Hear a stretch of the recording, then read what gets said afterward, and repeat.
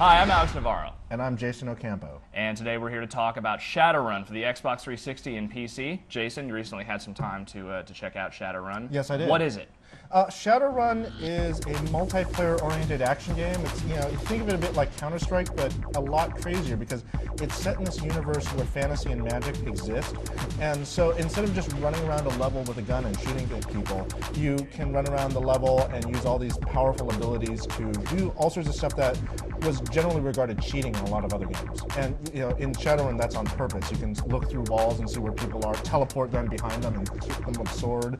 You can fly up to a sniper post and turn into a puff of smoke. You can summon monsters. It's just very crazy. And you're saying it's not cheating this time around. Now it's like the strategy of the game is figuring out how to use these various cheats and turn them into like an actual gameplay experience. It is. It's very rare that you get to talk about shooters and talk about like strategic depth. But when you play Shadowrun, you can't help but feel that there's just a lot of stuff you can learn in this game. You could play it over and over and over again and still discover new things.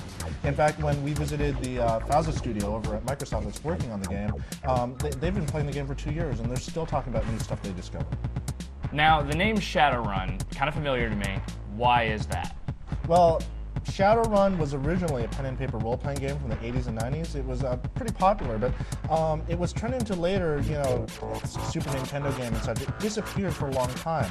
And so now it's come back, and there's a bit of controversy there. A lot of the old school Shadowrun fans are expecting a role-playing game, and this new Shadowrun is very much a first and third person shooter. So this is not the next generation of pen and paper role-playing Oh games. no, this is not. This is Okay. this is much more of a Counter-Strike-ish game, but with a lot more strategic depth in it. So is there much of a single-player component to this game? Is there a real story to it? Like, what's the background on it? Well, the background is you're going to be playing as one of two teams fighting for control of this South American city.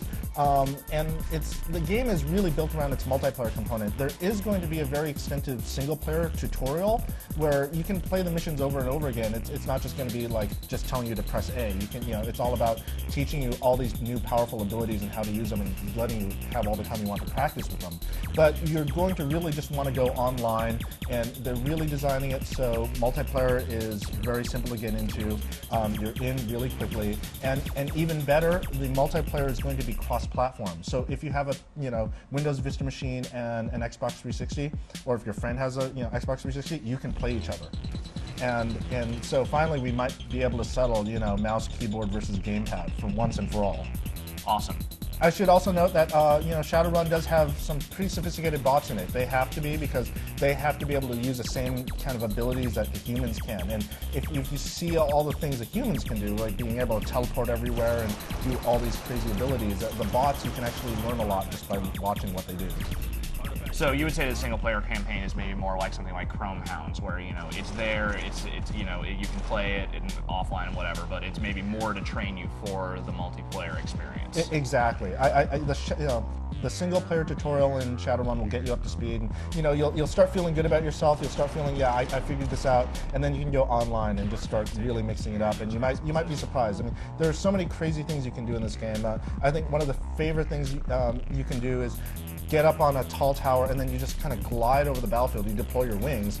Then you use your enhanced vision to actually see through see through the building below you. You see the location of everyone, and then you can dive down toward the building, and right before you hit, teleport through the ceiling, pop up right behind the guy, slice him, and then disappear before his friends can react. So, I mean, this all sounds kind of crazy. It's all kind of, it seems like a really neat premise.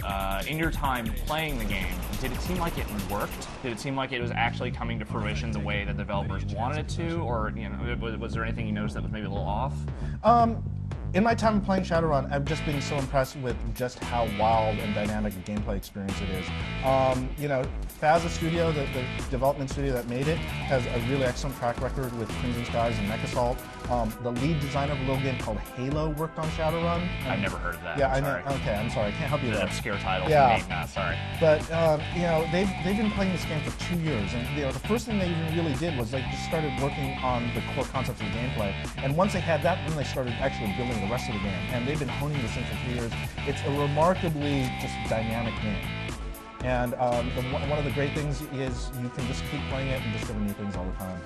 So we know it's coming out for the PC and the Xbox 360. Roughly when is it due to come out? You know, we're still working on finishing the game, and a lot of it was kind of tied into Windows Vista. But, you know, they're looking to finish the game up this year, and we will certainly see Shadowrun ship sometime a bit later. All right. Thank you very much, Jason. Thank you, Alex.